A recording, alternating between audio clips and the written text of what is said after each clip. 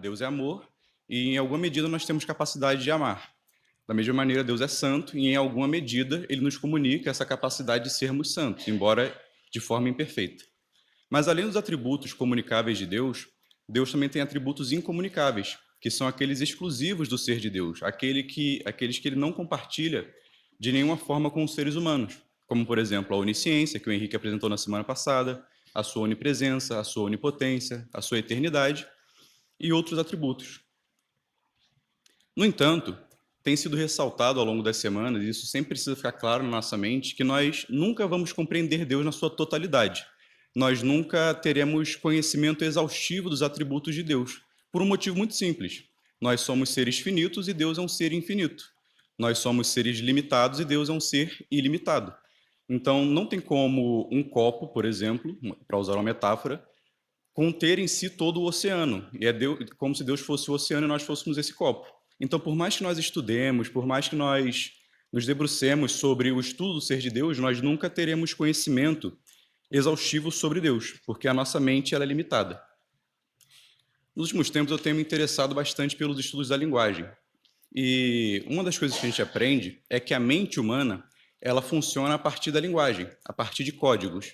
Nossa mente ela funciona a partir de códigos como palavras, imagens, sons, números. Então, toda forma de pensamento que você tem, ela vai se dar por palavras, imagens, sons ou números. Então, eu estou pensando agora para falar com vocês com base em palavras, as palavras que eu decorei para trazer essa aula. Alguns de vocês podem estar pensando em uma canção, ou em um som de um pássaro, ou algo do tipo. Vocês estão pensando com base em som. Outros podem estar pensando em números, etc. Então, a nossa mente ela funciona a partir desse código chamado linguagem. No entanto, existe algo que os linguistas chamam de fronteira da linguagem, que é aquele limite ou aquele limiar em que a linguagem já não consegue dar explicação acerca de determinado assunto. E isso ocorre com o próprio Deus. Nós chegamos à fronteira da linguagem ao tentar explicar Deus, porque as palavras já não bastam. Por exemplo, no livro do Apocalipse, João às vezes fala: eu vi algo semelhante a algo. Ele não tem palavras, ele está na fronteira da linguagem. Ele já chegou no limite que a linguagem humana consegue explicar algo. E isso ocorre com Deus. Por exemplo, o Henrique, na semana passada e nas outras semanas, utilizou um recurso linguístico para falar que Deus vive num eterno hoje. Só que se formos parar para pensar, quando o Henrique fala isso, não que ele esteja errado, mas ele está na fronteira da linguagem, ele está usando um recurso para tentar explicar algo inexplicável. Por quê? Quando nós falamos que Deus vive um eterno hoje, nós temos que pressupor que existe o ontem e o amanhã. Só que o ontem e o amanhã só existe para nós. Então, ao falarmos que Deus vive no eterno hoje, isso só faz sentido para nós, que vivemos entre o ontem e o amanhã. Deus não vive entre o ontem e o amanhã. Talvez seria mais adequado nós falarmos que Deus simplesmente vive. Ele não vive entre ontem, hoje e amanhã. Então, a nossa linguagem é limitada, a nossa mente é limitada, porque nós pensamos com base em linguagem e a linguagem é limitada. No entanto, embora nós não possamos compreender Deus na sua totalidade, na sua completude, nós podemos obter conhecimento verdadeiro sobre Deus. Nós obtemos conhecimento sobre Deus tanto na revelação da natureza, quando nós contemplamos as coisas criadas, quando nós ouvimos o canto de um passarinho, quando nós contemplamos a imensidão do mar, nós percebemos que existe algo para além desse mundo. Então, essa é a revelação dita natural. Mas Deus também se revela através da Escritura Sagrada, por onde ele nos mostra o seu caráter, o seu amor, a sua bondade e tudo aquilo que nós conhecemos. Só que, percebam, o conhecimento que nós obtemos sobre Deus depende de revelação, não depende pura e simplesmente de um esforço mental nosso. A nossa razão não consegue simplesmente compreender a Deus. É preciso que antes Deus se revele a nós, Deus se apresente a nós, ele tire o véu que o ocultava e se revele a nós, se nos apresente. O pastor Jonas Madureira escreveu um livro chamado Inteligência Humilhada, em que ele vai tratar sobre as questões da epistemologia, que é uma área da filosofia que vai estudar o conhecimento. Como nós compreendemos as coisas? Como nós obtemos conhecimento? Como nós sabemos que determinado conhecimento científico é válido ou não? Então, a epistemologia estuda isso. E nesse livro, ele fala que a inteligência humana ela não é uma inteligência humilde, ela é uma inteligência humilhada, porque o conhecimento de Deus, que é o conhecimento mais importante de todos, depende, antes de tudo, de Deus se revelar. Então, ao estudarmos sobre Deus, nós precisamos ter uma postura extremamente humilhada, não só humilde, humilhada, porque nós compreendemos que nós não sabemos sobre Deus se antes ele não se revelar a nós.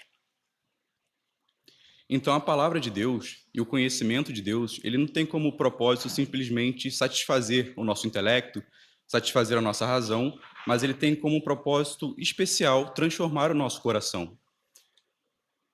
Herman Bavinck, que foi um filósofo reformado, disse o seguinte: a revelação na natureza e a revelação nas escrituras formam uma aliança uma com a outra, uma unidade harmoniosa que satisfaz tanto as exigências do intelecto como as necessidades do coração. Então, feita essa introdução, para relembrar aquilo que tem sido falado ao longo das semanas, hoje nós vamos estudar um dos atributos de Deus, que é a sua onipresença.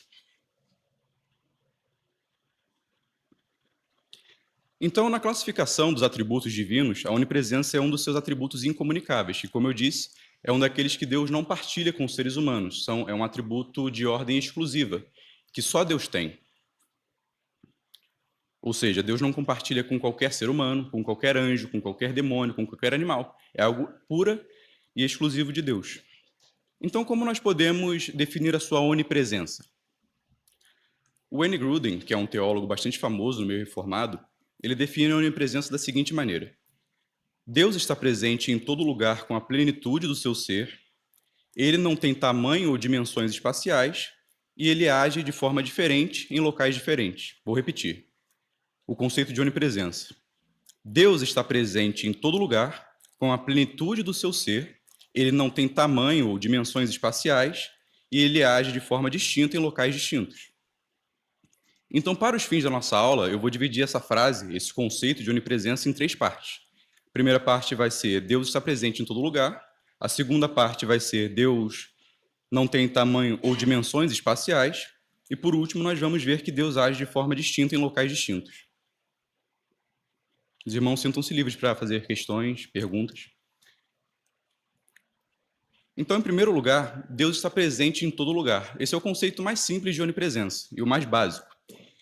Deus, por ser o criador de todas as coisas, está presente em cada ponto do universo, com a plenitude do seu ser. Ou seja, diferente dos deuses pagãos, os deuses gregos, por exemplo, Deus não está presente em cada parte do universo em partes. Não existe uma parte de Deus aqui, uma parte de Deus ali, uma parte de Deus ali. Deus está presente em todo ponto do universo, plenamente e ao mesmo tempo. Ele não se fragmenta, não existe divisão no ser de Deus. Quando nós, por exemplo, estudamos a mitologia grega, nós vamos ver que muitos deuses criam o universo a partir de partes suas. Um deus perdeu um braço numa guerra, aquilo vira o céu, perdeu uma perna, vira a terra, e assim sucessivamente. Mas o Deus cristão, ele não tem essa divisão em si, ele não é fragmentado. Ele é um Deus simples, como o Henrique tem falado ao longo das semanas.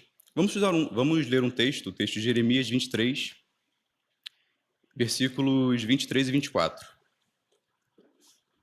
Jeremias 23, versículos 23 e 24.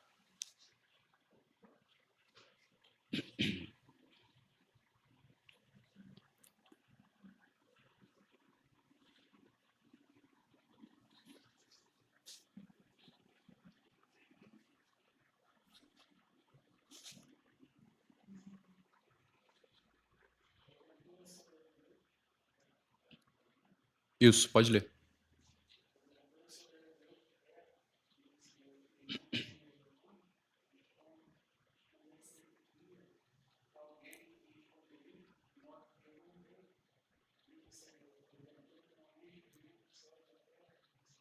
Obrigado. Nesse texto de Jeremias, o profeta Deus, por meio do profeta, está repreendendo aqueles profetas mentirosos que pensavam que de alguma maneira podiam esconder as suas palavras e seus pensamentos de Deus.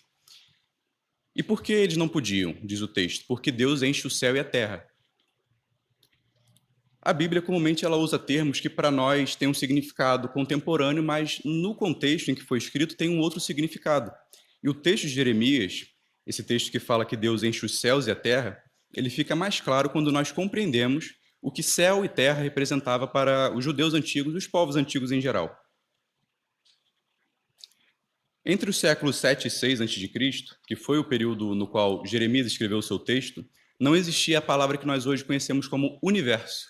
a palavra universo ela é de origem latina e ela só viria a surgir no contexto da República Romana. Então, para os hebreus antigos, para os povos antigos, a palavra universo não existia.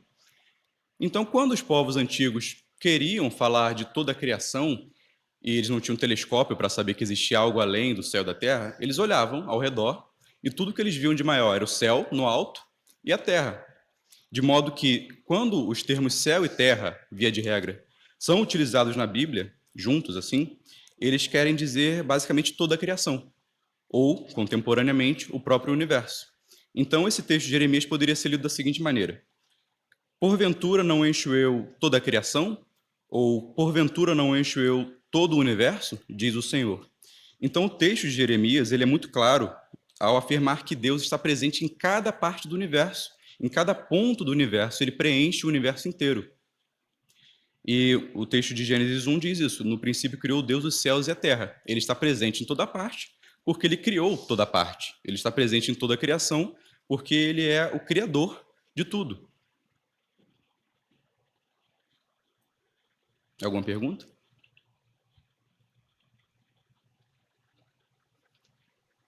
Então, vimos que Deus está presente em cada ponto do universo plenamente. Ele não está dividido, ele está ao mesmo tempo em cada parte do universo.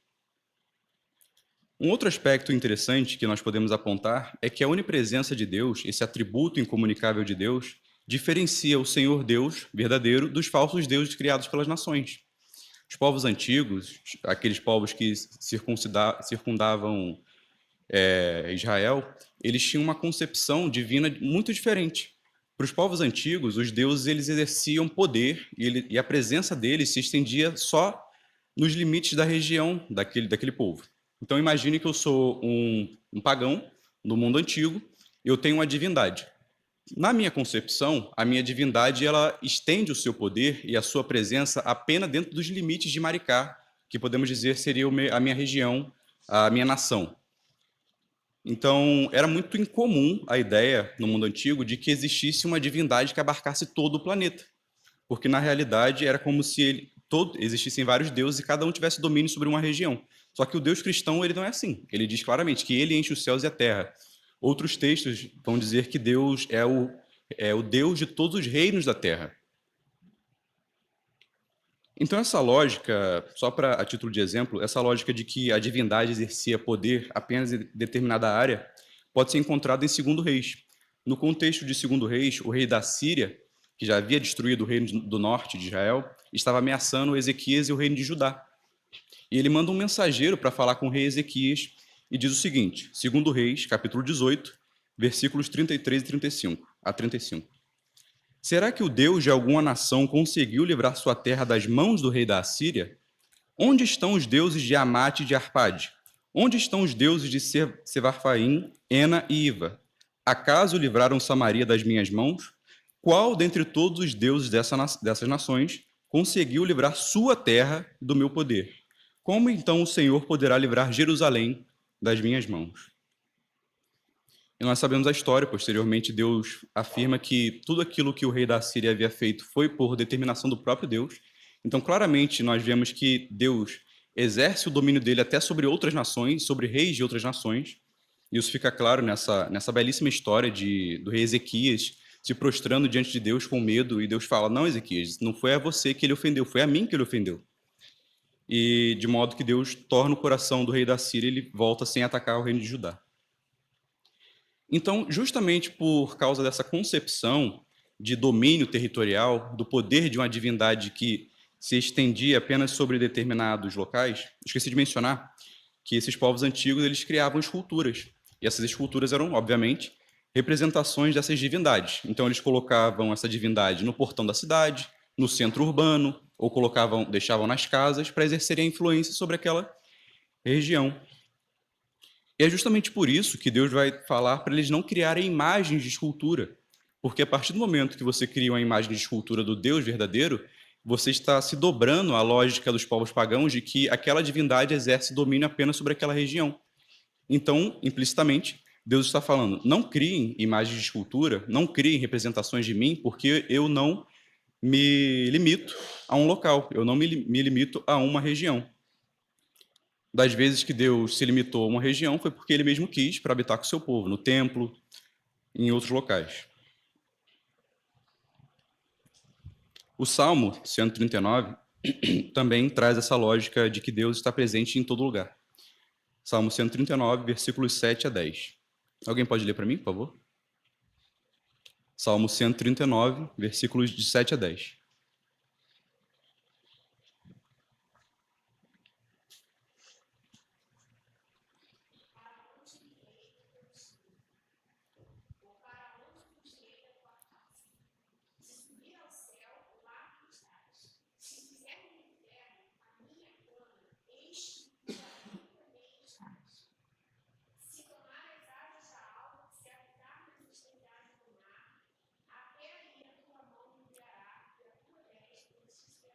Esse é um dos textos. Obrigado, José. Esse é um dos textos mais corriqueiros no uso dos teólogos para demonstrarem a onipresença de Deus, junto com esse texto de Jeremias 23 que nós lemos. Percebam que o salmista ele vai falar basicamente de alguém, talvez uma história literal ou não, mas ele está falando de alguém que estava tentando fugir de Deus. E ele vai usar linguagem poética sobre extremidades, e essas extremidades elas se referem à totalidade da própria criação. Percebam, a palavra céu, obviamente, indica altura. A palavra inferno, ou Sheol, dependendo da tradução, indica profundidade. Ele também vai dizer que se ele for para as asas da alva basicamente se refere ao local onde o sol nascia, em Israel, que basicamente é o leste. Alva, alvorada, onde o sol nasce. Asas da alva, que é o leste. E as extremidades do mar, basicamente está se referindo ao mar Mediterrâneo, que ficava a oeste de Israel. Então, de uma forma poética e de uma forma bastante pictórica, o salmista está dizendo: se eu for para o alto céu, se eu for para o profundo abismo, se eu for para leste ou se eu for para oeste, não tem como eu fugir de Deus, pois Deus está presente em toda parte. Ele é onipresente.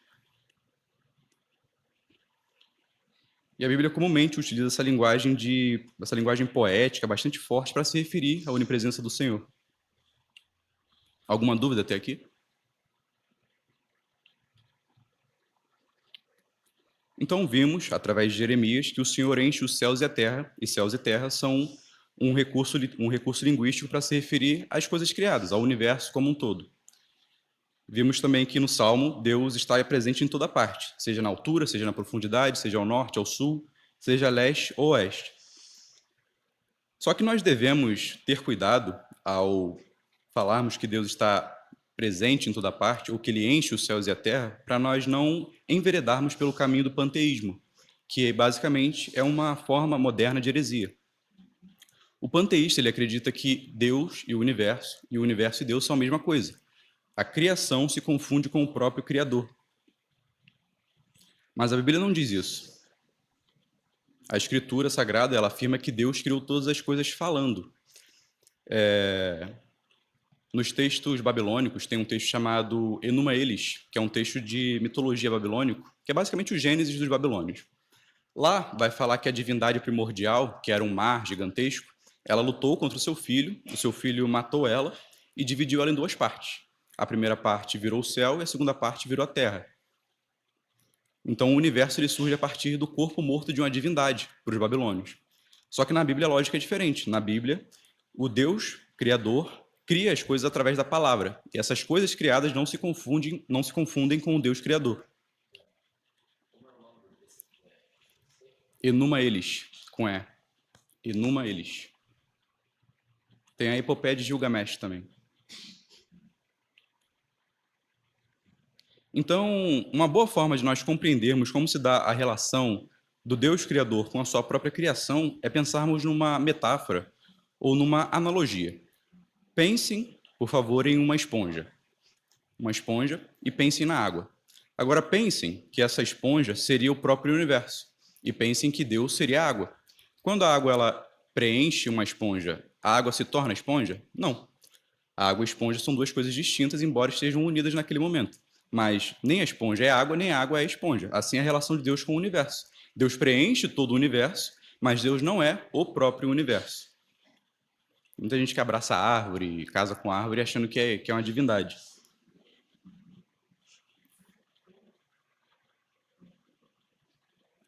Então ficou claro até aqui, irmãos, de que Deus está presente em toda parte, ao mesmo tempo e com a plenitude do seu ser? Então vamos à segunda parte. Só para quem chegou agora, eu vou dar o conceito de onipresença mais uma vez. Deus está presente em todo lugar com a plenitude do seu ser. Ele não tem tamanho ou dimensões espaciais, embora ele haja de formas distintas em locais distintos. Então nós vimos a primeira parte, que Deus está presente em todo lugar, e vamos agora entrar na segunda parte do nosso estudo, que é Deus não tem tamanho, não tem forma ou tamanho espacial. Uma pergunta, qual é o tamanho de Deus? Muita gente diz o seguinte, Deus é do tamanho do universo, ou Deus é maior do que o universo. Só que, ao falarmos de Deus em termos de tamanho, nós estamos naquilo que eu falei no início, na fronteira da linguagem. Por quê? Porque tamanho, medida, dimensões, tudo isso é medido com base nas coisas criadas. Eu vou medir uma pessoa com base em uma trena, eu vou medir um planeta com base em outro planeta, eu vou medir um carro com base em outro carro, e assim sucessivamente. Só que se você... Tamanho só existe dentro do espaço, só existe dentro do universo criado. Você não pode atribuir tamanho ou dimensão espacial a Deus, porque Deus é o Criador. Assim como você não pode dizer que Deus vive no eterno hoje, porque o tempo foi criado. Deus não vive dentro do tempo. Salomão vai dizer o seguinte sobre Deus. Mas será possível que Deus habite na terra? Os céus, mesmo os mais altos céus, não podem conter-te, muito menos este templo que construí. Então Salomão reconhece que Deus ele está muito além de todas as coisas criadas e, ao mesmo tempo, Deus não tem tamanho. É incorreto nós falarmos que Deus tem tamanho. Se nós falarmos que Deus é do tamanho do universo, estaremos errados. Se nós falarmos que Deus é maior do que o universo, estaremos errados. Se nós falarmos que Deus tem forma, também estaremos errados. Então percebam como é sutil a coisa, como é uma limitação da própria linguagem humana para falar sobre Deus. A linguagem já não dá conta de falar sobre essas questões. Vou ler um texto do Wayne Grudem falando justamente sobre essa questão. Devemos nos guardar contra o pensamento de que Deus estende-se infinitamente para todas as direções, de modo que ele próprio existe em uma espécie de espaço infinito, algo que não termina nunca. Nem devemos pensar que Deus é, de certo modo, um espaço maior, ou uma área maior que circunda o espaço do universo como o conhecemos. Todas essas ideias nos fazem pensar no ser de Deus em termos espaciais, como se ele fosse simplesmente um ser extremamente grande. Em vez disso, devemos tentar evitar o pensamento de Deus em termos de tamanho ou de dimensões espaciais. Deus é um ser que existe sem tamanho ou dimensões no espaço. Então a linguagem de tamanho não se aplica a Deus. E Deus também não tem forma, ele é espírito. E até a linguagem que a Bíblia usa, por exemplo, a Bíblia fala de trono de Deus, a Bíblia fala de palácios, etc. É tudo linguagem metafórica, não existe de fato um trono de ouro. A linguagem do trono, basicamente, é uma linguagem para se referir à autoridade de Deus. Quando fala que Jesus ascendeu ao céu e assentou-se ao trono, não é literalmente que Jesus ascendeu ao céu ou sentou ao trono. É uma linguagem que qualquer pessoa do mundo antigo entenderia. Não, Jesus ascendeu aos céus e ele agora tem autoridade sobre tudo. Qual a forma de falar isso para os seres humanos? Ele se assentou no trono, mas não existe de fato um trono. É uma linguagem metafórica porque Deus é espírito, embora Jesus hoje tenha corpo físico. Alguma dúvida?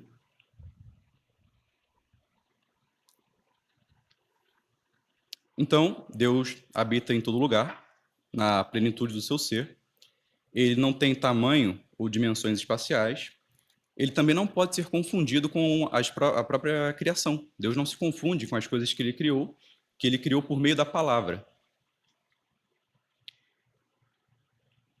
Vamos à terceira parte, então, da nossa definição de onipresença. Deus age de formas distintas em locais distintos. No céu, nós sabemos, o Senhor atua como o grande rei. A Bíblia comumente fala de Deus como um rei que está diante de súditos no céu.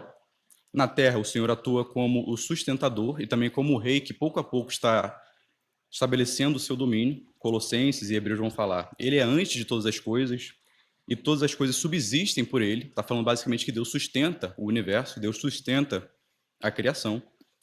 Hebreus vai falar que Jesus é o resplendor da glória do Pai, a expressa imagem da sua pessoa e sustenta todas as coisas pela palavra do seu poder. Também é uma palavra utilizada para se referir ao universo como um todo.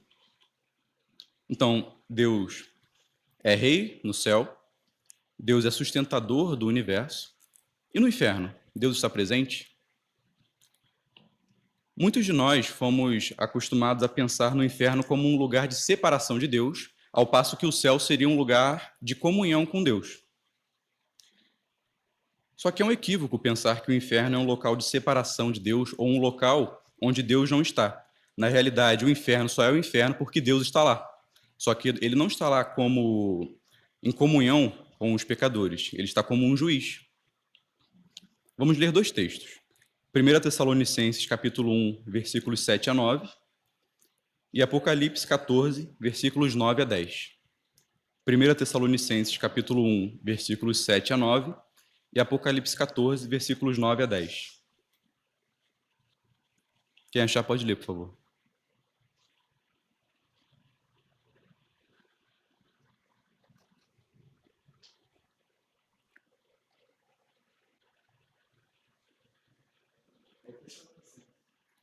Isso, 1 Tessalonicenses, capítulo 1, versículos 7 a 9, e Apocalipse 14, versículos 9 a 10.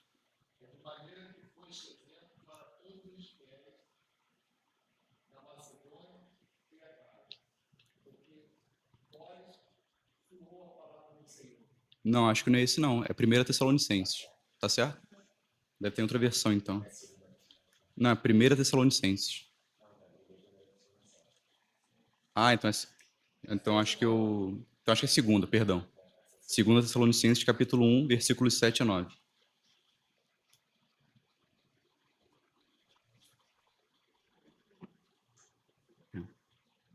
Obrigado.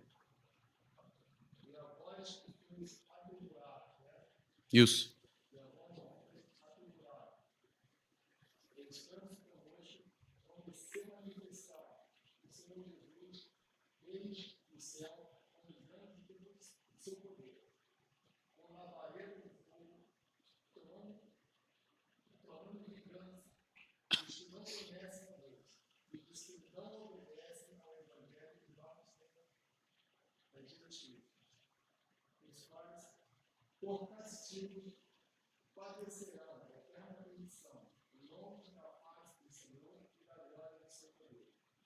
Obrigado.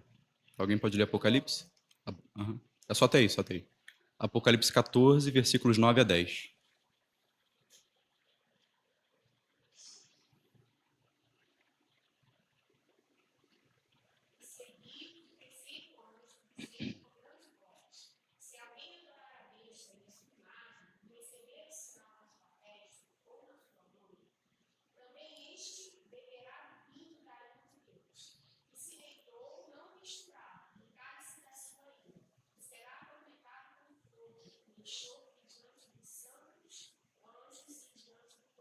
Obrigado, Josane. Então, nós temos dois textos aqui.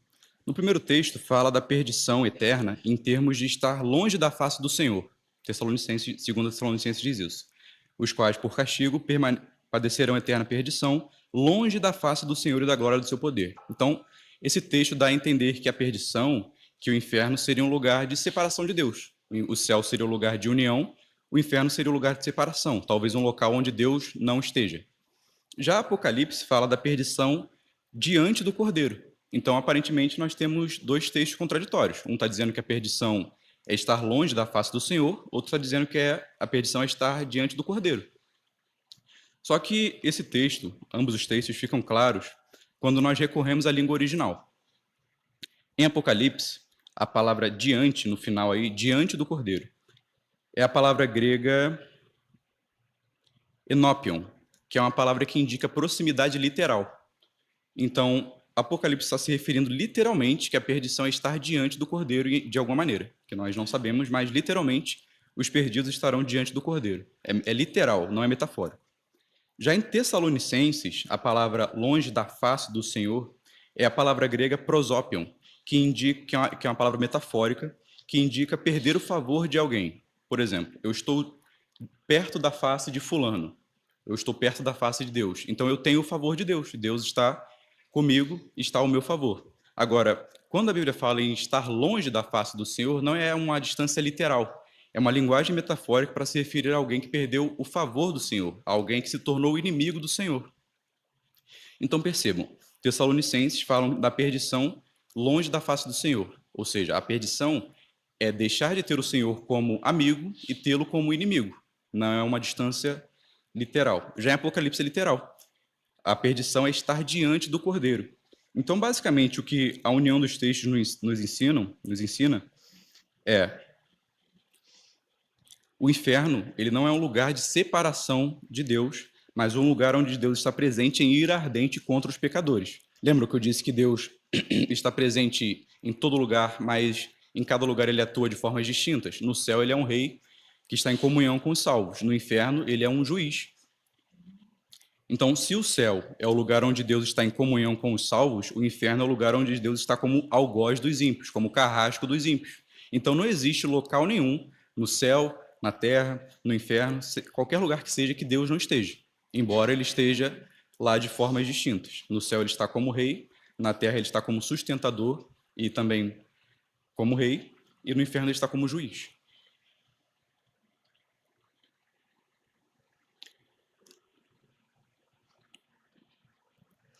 Entanto, embora nós saibamos que Deus está presente em toda parte, Deus está preenchendo todo o universo, existem diversas passagens bíblicas que mostram uma presença especial de Deus, uma presença pessoal de Deus. Nós vemos isso, por exemplo, em Êxodo capítulo 3, Moisés conversando com a sarça ardente, dialogando com ela. Nós vemos isso em Gênesis 32, quando Jacó luta com um anjo, e posteriormente esse anjo vem a ser identificado como sendo o próprio Deus, e assim sucessivamente. Essas duas passagens, elas trazem aquilo que a teologia chama de teofania. É o produto de duas palavras gregas, theos, ou teu, é Deus, e fania vem de faneros, que é manifestação. Então, uma teofania é uma manifestação visível e corpórea do Deus invisível e incorpóreo. E a forma mais elevada, a forma mais bela de teofania se deu com o próprio Jesus. João vai dizer, e o verbo, no princípio era o verbo estava com Deus, e o verbo era Deus, todas as coisas foram feitas por intermédio dele. E no versículo 14 ele diz, e o verbo se fez carne e habitou entre nós, e vimos sua glória como a glória do unigênito do Pai, cheio de graça e de verdade. Alguns irmãos sabem, mas a palavra habitou, utilizada por João, no versículo 14, literalmente significa armar uma tenda. Você pegar um paninho, pegar pregos e armar uma tenda em determinado local. E é isso que João está falando. E o verbo se fez carne e habitou entre nós. Então percebam como é bela a história bíblica, porque o Deus onipresente, o Deus santo e imortal, que enche os céus e a terra, ele se fez mortal, armou sua tenda para habitar entre os pecadores. Então essa é a grande história da Bíblia. Não devemos pensar em Deus em termos deístas. O deísmo é uma outra heresia que pensa em Deus como um grande relojoeiro. Deus criou o universo seria metaforicamente um relógio, e ele deu corda nesse relógio e deixou o universo à mercê e sumiu. O universo está aqui pura e simplesmente. Mas a história da Bíblia fala que esse Deus onipresente, esse Deus que preenche todas as coisas, se encarnou em um bebê, ele armou a sua tenda entre nós, ele que habita na eternidade, metáfora também, ele que habita na eternidade, ele fez a sua tenda entre nós, ele viveu entre seres humanos pecadores, para se relacionar com seres humanos pecadores. Então, percebam que o grande propósito de Deus não é simplesmente nos livrar do inferno. Isso é um pensamento muito redutível do cristianismo. O grande propósito de Deus, da história da salvação, é esse Deus onipresente viver conosco perpetuamente em amor eterno. Então, a partir da onipresença de Deus, nós podemos extrair algumas lições para a nossa vida pessoal. Em primeiro lugar, a onipresença de Deus é a base da nossa confiança na oração. O fato de que Deus está presente em todos os lugares e, ao mesmo tempo, é onisciente, nos encoraja a orarmos não importando onde nós estejamos. É interessante que nos textos que falam da onipresença de Deus, sempre estão atrelados à onisciência de Deus. No Salmo 146, por exemplo, fala que Deus é onisciente na primeira parte do texto, e na segunda parte fala que ele é onipresente. Então, Deus não só está com você, mas ele sabe o que você está pensando e o que você está sentindo. E no evangelicalismo brasileiro, nós sabemos, é muito comum que as pessoas vão para um monte orar como se lá tivesse uma presença especial de Deus, ou a presença de Deus fosse mais forte lá, como se fosse uma transmissão de rádio que no alto funciona melhor do que lá embaixo. Mas a Bíblia afasta essa ideia. O atributo incomunicável da onipresença afasta essa ideia de que existem locais específicos. Nem mesmo na igreja é um local mais especial para se orar a Deus, porque Deus está em toda parte. Diz Isaías: Eis que a mão do Senhor não está encolhida, para que não possa salvar, nem agravado o seu ouvido para não poder ouvir. Então Deus está presente em toda parte. Outro texto fala também que Deus contempla os bons e os maus em qualquer lugar que eles estejam, porque Deus está em todo lugar. Em segundo lugar, a onipresença de Deus é a fonte de consolo para quem está sofrendo. Isaías 57 vai dizer o seguinte: Pois assim diz o alto e sublime, que vive para sempre, cujo nome é santo. Habito num lugar santo, mas habito também com um contrito e humilde espírito, para dar novo ânimo ao espírito do humilde e novo alento ao coração do contrito. Então o profeta Isaías, ele começa o seu texto afirmando que Deus é alto e sublime, ou seja, que ele não é parte desse mundo. Ele não é parte desse mundo nem de forma espacial, nem de forma temporal e nem em caráter. Deus, ele é espacial, utilizando um prefixo aqui de não lugar, espacial, ele não se reduz ao espaço, ele também não se reduz ao tempo, e o seu caráter é diferente do caráter humano. Deus é santíssimo, triplamente santo, e nós não somos santos. E é assim que Isaías começa o seu texto. No entanto, Isaías também diz que esse Deus que é alto e sublime, esse Deus que é santo, que habita em lugares altos, ele também está conosco em nossos sofrimentos. O Deus onipresente, que preenche os céus e a terra, está conosco quando nós sofremos.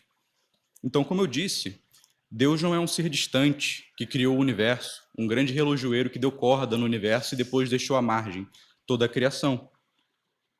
Ele está presente conosco, ele está junto conosco naqueles sofrimentos que ninguém vê.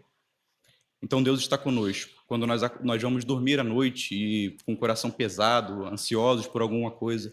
Quando nós acordamos de manhã, já ansiosos pelo dia que virá, pela semana que virá.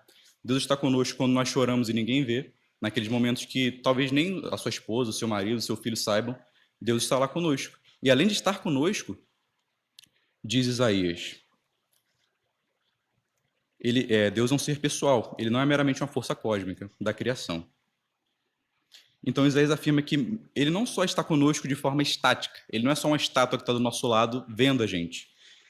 Diz Isaías que ele está perto de nós como uma presença atuante, dando ânimo e alentando o nosso coração. Diz o final de Isaías: Habito num lugar santo, mas habito também com um contrito e humilde de espírito, para dar novo ânimo ao espírito do humilde e novo alento ao coração do contrito.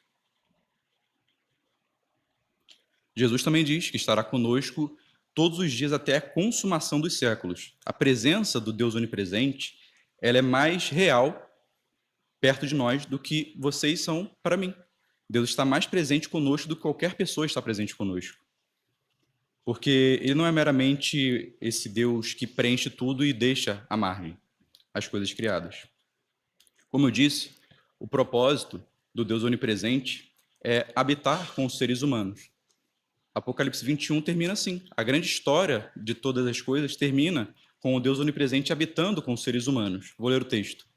E eu, João, vi a santa cidade, a nova Jerusalém, que de Deus descia do céu, adereçada como uma esposa ataviada para o seu marido. E ouvi uma grande voz do céu que dizia: Eis aqui o tabernáculo de Deus com os homens, pois com eles habitará, e eles serão seu povo, e o mesmo Deus estará com eles e será o seu Deus. Então, irmãos, esse é o atributo da onipresença de Deus, que nós avaliamos tecnicamente quais são as suas características, mas nós não devemos pensar meramente de forma técnica. Como eu disse no início, o conhecimento de Deus, que segundo Calvino é o conhecimento mais importante que um ser humano pode ter, não é o conhecimento do direito, da engenharia, da arquitetura, da ciência. O conhecimento mais importante para um ser humano é o conhecimento do santo. Tem um livro com esse título. Porque o conhecimento de Deus, ele nos ajuda a conhecer a Deus, mas também ajuda a nos conhecer.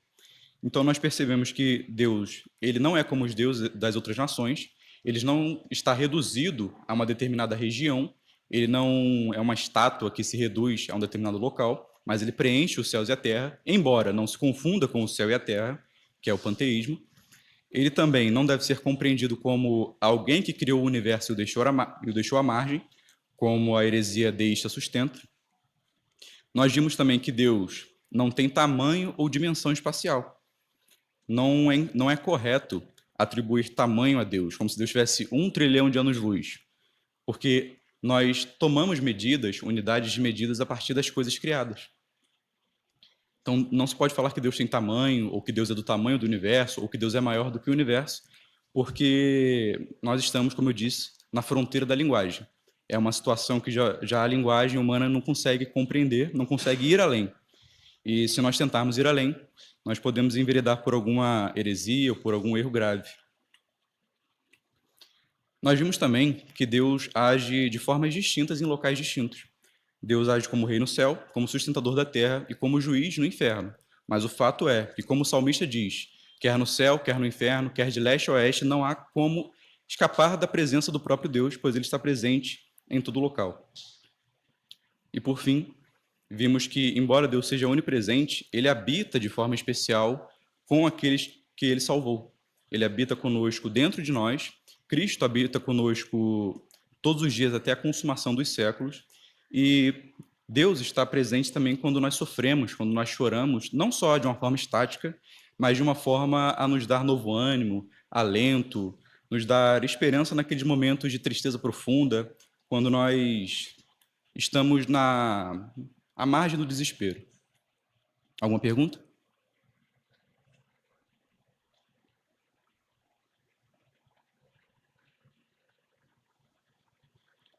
Então, essa foi a nossa aula de hoje, irmãos. Como o Henrique disse, os atributos de Deus são temas que não dá para ser muito estendido, porque são coisas básicas e nós não podemos dizer muito, justamente porque se nós dizermos muito, nós podemos cair em algum tipo de erro. Nós devemos ficar naquela caixinha ali, dar o conceito e trazer algumas aplicações para a nossa vida pessoal, para nós sermos edificados por esse ensino do Senhor. Vamos orar?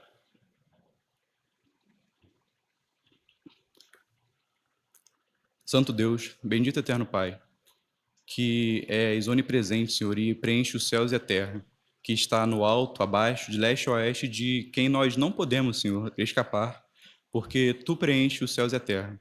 Tu, Senhor, criou o universo e está em cada ponto desse universo criado, Senhor, mas também está conosco, quando nós estamos sofrendo, quando nós estamos chorando, quando nós estamos ansiosos, Senhor, preocupados com as coisas da vida. Nos ajuda, Senhor, a ter esse conhecimento, mas que não seja meramente racional, mas que ele transforme o nosso coração, Senhor.